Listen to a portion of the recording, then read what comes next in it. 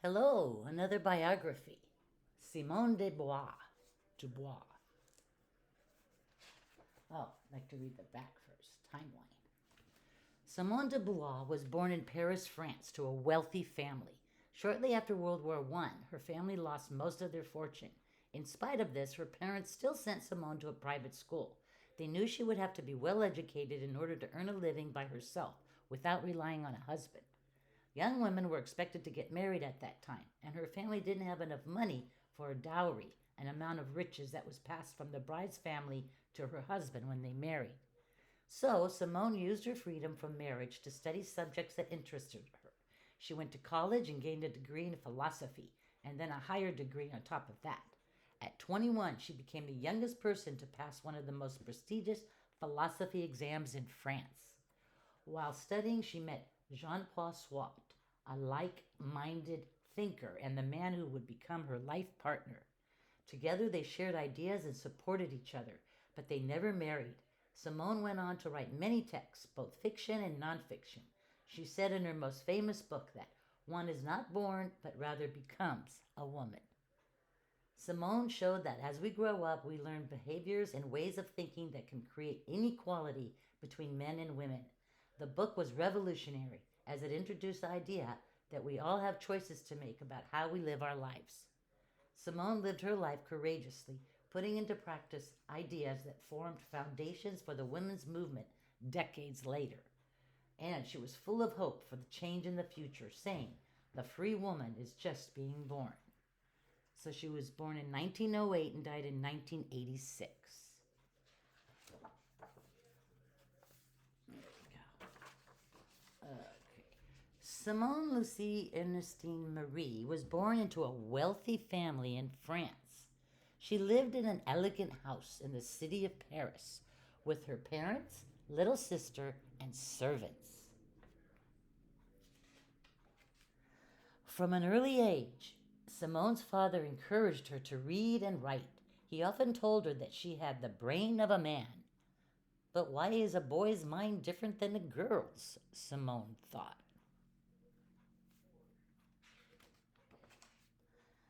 Overnight, her family lost their fortune. Her mother took on the housework while her father did little to help. Simone thought this was unfair.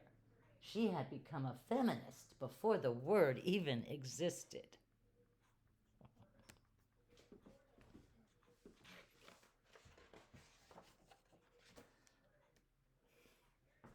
Can't get into it, sorry about that. Her parents managed to save enough money to send Simone and her sister to a prestigious Catholic school. Her father sent them to study so they could earn a living by themselves without relying on a man for money.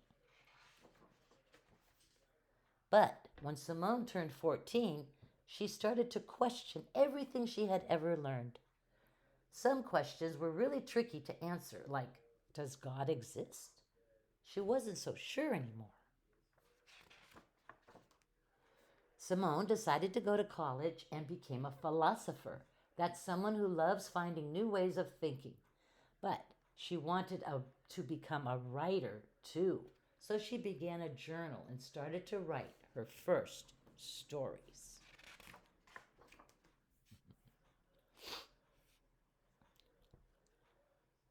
One day she joined a group of students all preparing for the same exam and met a young man named Jean Paul Sartre.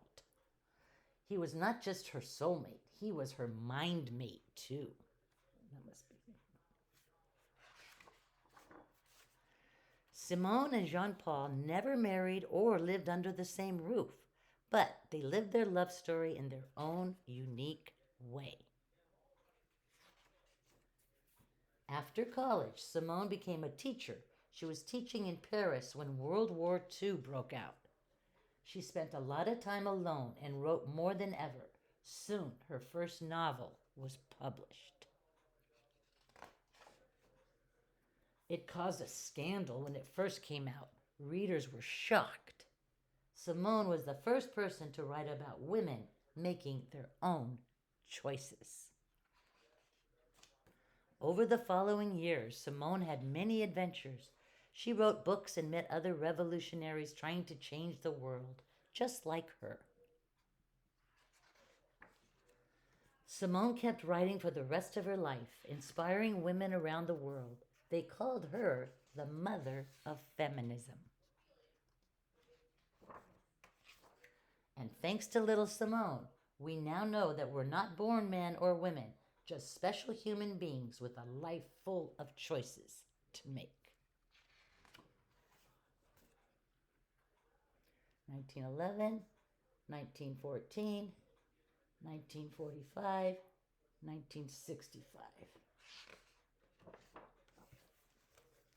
Thank you. Have a great day. Bye.